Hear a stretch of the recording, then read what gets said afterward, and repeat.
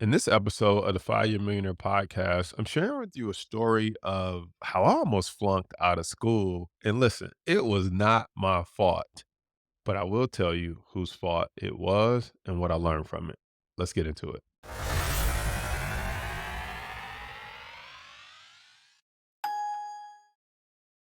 Have I ever told you the story about the time where I almost flunked out of school? Well, if not, you about to hear about it now.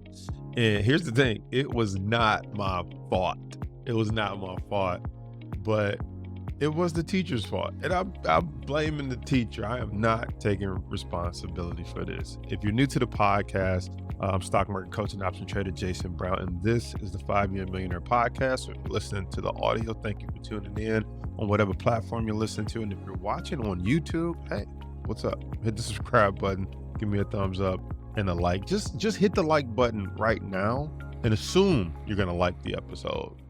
Do me that favor. It's free. Just press the button.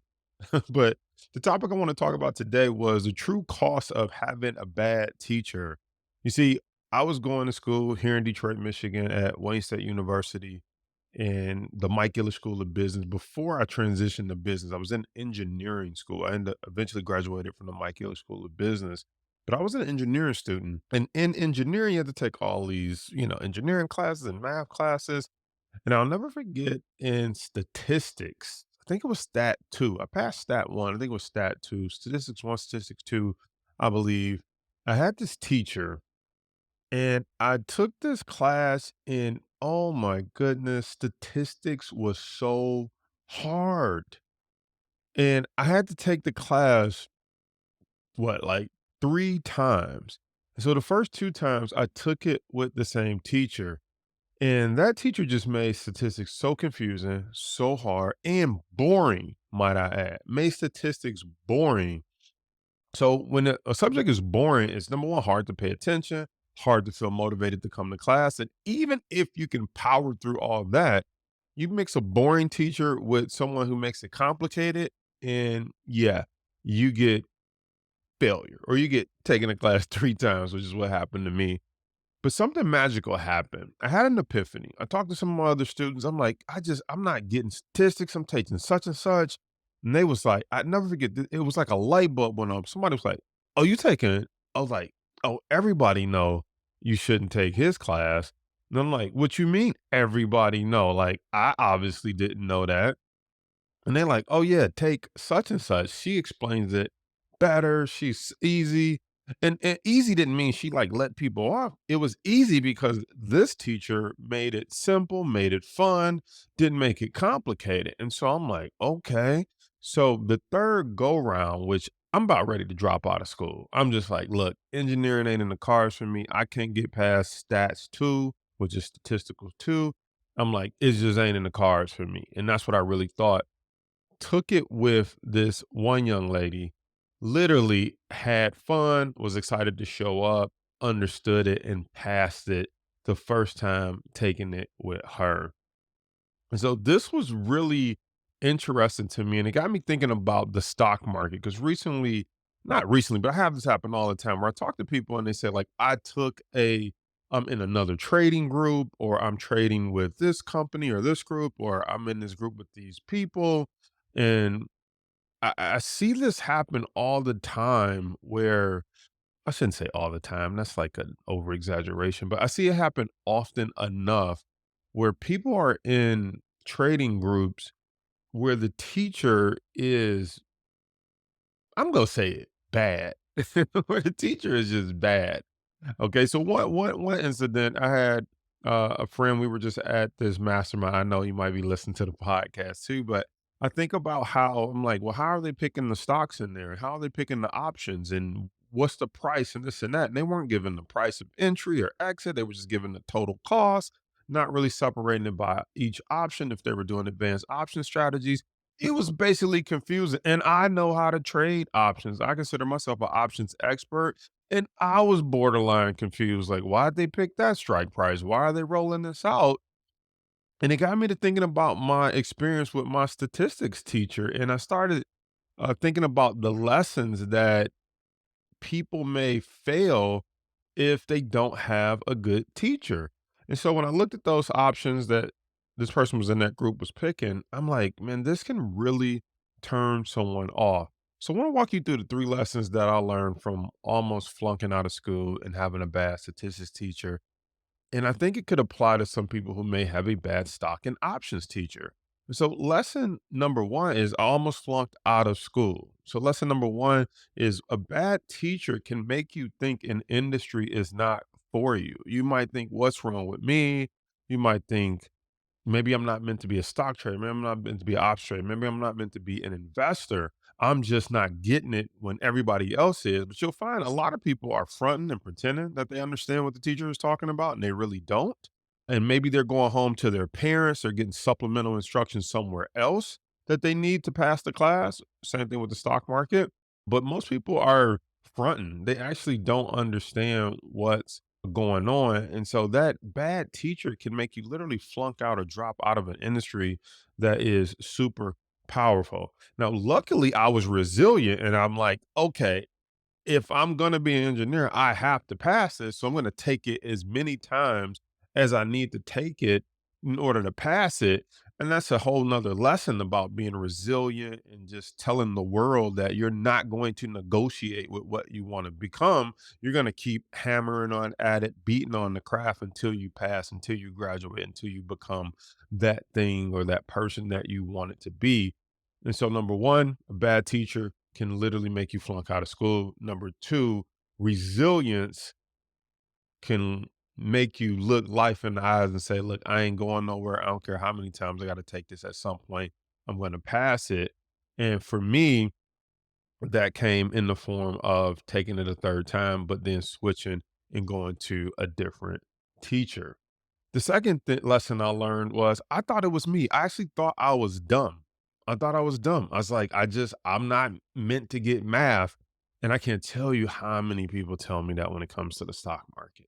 I'm not good at math. And I'm like, yes, you are good at math. I'll prove it. You have never went to the grocery store with $20, a $20 bill, and something that was $2 when you hand it to the cashier. If she gave you $5 back, you don't say, I think I'm supposed to get $18 back, but $5 sounds about right because I'm not good at math. Nobody does that. You would be like, hey, I think you shorted me $13, right? All of a sudden, you're good at math. And so we say stuff like we're not good at math to protect ourselves from really just learning a new subject. But the reality is sometimes it has nothing to do with whether you're good at math or not. It has everything to do with whether that teacher was good at helping explain to you how the stock market works. And if you had someone who just threw some random terms at you, talked over your head, talked down on you, tried to use fancy language, or just was plain boring with this subject, then of course you're just like, look, this ain't for me. I'm either dumb or that's for them smart people. That's for everybody else. And it has a negative psychological effect on you. And if you've ever experienced this negative psychological effect, and how would you know if you've had this negative psychological effect? If you've ever said something like, I'm not good at math. If you ever said something like, the stock market is boring. If you've ever said something like, that's meant for other people. If you've ever said something like, I don't need to get rich from the stock market. That is also a defense mechanism. Like, who doesn't want to get rich from the stock market? Like, really? How else would you like to get rich? You wouldn't like to get rich from your money working hard for you instead of you working hard for it? Like, no, I'd rather build buy a McDonald's franchise, be in burgers and sweat and grease, and manage 16-year-old kids. I'd rather start my own lawn care service and go door to door passing out flyers, buying lawnmowers, cutting grass. Like, really, who wouldn't want to get rich from the stock market? But that's tells me that at some point in your life, you've had a negative psychological effect, and that's a defense mechanism. Why wouldn't you want to be rich? People say stuff like, here's another one they'll say, I just want to make a little money from the stock market. I mean, I don't have to be rich or anything. I don't have to buy a big house or a fancy car. I'm thinking, yo, no, you don't have to, but like, wouldn't you want to if that was a possibility? Wouldn't you want to just donate to your churches, your maybe you don't want to spend money on a car, but maybe you want to donate to your churches, your charity, help a family member. But they don't come back and say, I don't want to get rich. I want to help a lot of people. They just leave it as if the stock market can't help them accomplish anything big. And maybe that's just not getting their hopes up. But I believe that's also part of saying you've had a negative psychological effect because somewhere down the line, you were taught that trying to get rich for the stock market is not for you. You were taught that the stock market is boring because maybe you grew up seeing boring older white men on TV just talk about it or something like that. And your perception is that it's just only an older retired person's game.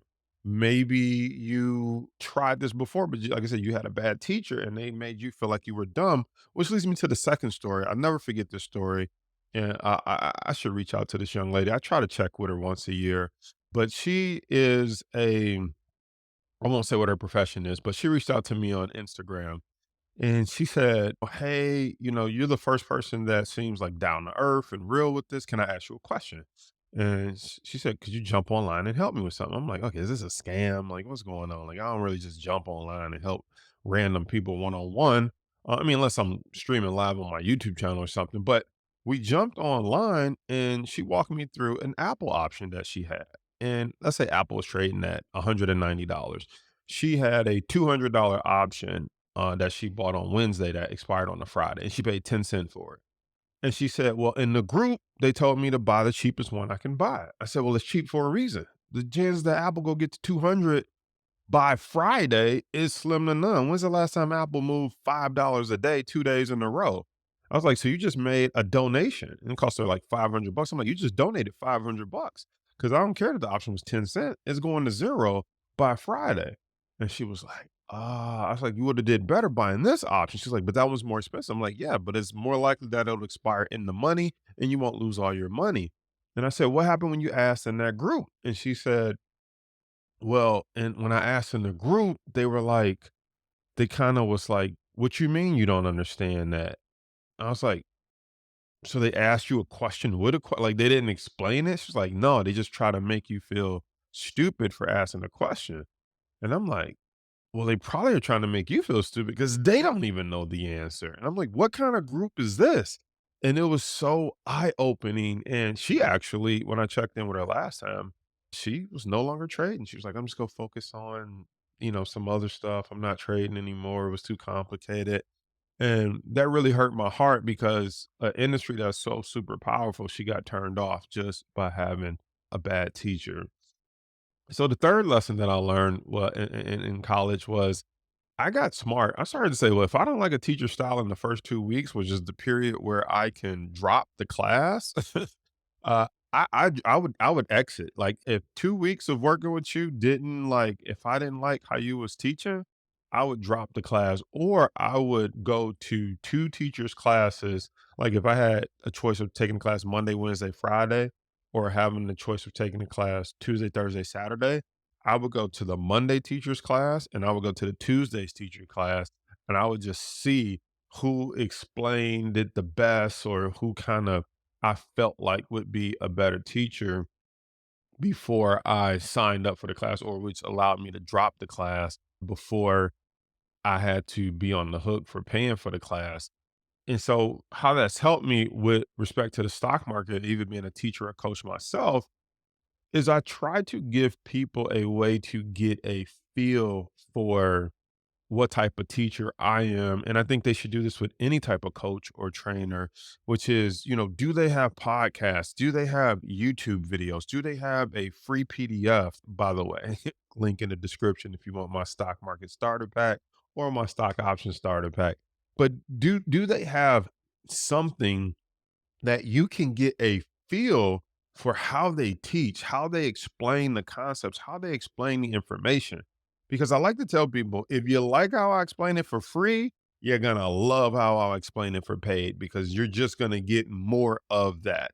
If you don't like how I explain it for free, then don't partner with me. Don't join me because you're just going to get more of this. And I'm okay. And that's okay. If I'm not the guy for you, you should go find the guy or the girl for you. The same way that I got smart about taking classes and I would register for two teachers just to see who explained it the best. And if you're with a teacher that you're not getting it or understanding it, maybe it's time to come over here to us and try learning the Power Trades University way. But I really, believe in myself is like, let's give people a sample. Let's teach some stuff on YouTube. Let's show them how you explain it because this is it. I remember one time, this is actually kind of funny to me. I remember one time, two people were taking our program, and one person was like, "Hey, I referred my friend to you." And she actually didn't sign up. She said she likes how you teach, but she can't stand your voice. And I said, "Well, good for her," you know? Because I said, "Guess what? She's gonna hear this voice on every course, every module, every live training, every Monday night session. When I shoot a video and send a text alert, she is gonna continue to hear this voice. And so if she can't stand my voice, she really should find someone who voice she can stand. Now I'm a little disappointed though, because I've been told I have a radio voice, a little bit of Barry White in there. You know what I'm saying? I'm like, hey, y'all been watching these stocks. I'm joking, but for real, I've been told I got a good broadcast voice. So I don't know what was wrong with her. Talking about she didn't like my voice. She probably wanted me to talk with like the helium tank, like, Hey, what's up, guys? he's sucking the helium air balloon and talk like that. Maybe my editor can put that voice on here as I just said that. Anyway, I'm tripping. The point is, ladies and gentlemen, a bad teacher can cost you. I mean, really, it could cost you more than you think. You could think that an industry isn't for you. You could think you're not dumb, and it's not for you. And then not to think about the time, the money, the investment, and the resources that you put into it. So here's my ask for you. If you know somebody that is if you rock with me, whether you love my podcast episodes, my YouTube episodes, here's the thing. Here's my ask. If you rock with me, you rock with Power Trades University. If you know someone who is struggling in the stock market, you know someone who's working with another teacher who just isn't, or another coach that isn't really getting through to them, I ask you to just do two things. Number one, smash the like button for the YouTube algorithm so that it can know to send this to other people. Number two, share this episode. Now, if you listen to the podcast, you can't smash the like button, but smash the review button, give it a 5-star review, and then send this session, this copy, this video, this podcast, this audio, this blog post, if you're watching it on the website, just send it to one person. I'm out here working for free for y'all. Do something free for your boy. Send this to somebody who could use hearing this information. It could potentially change their life. I'll see you on the next episode.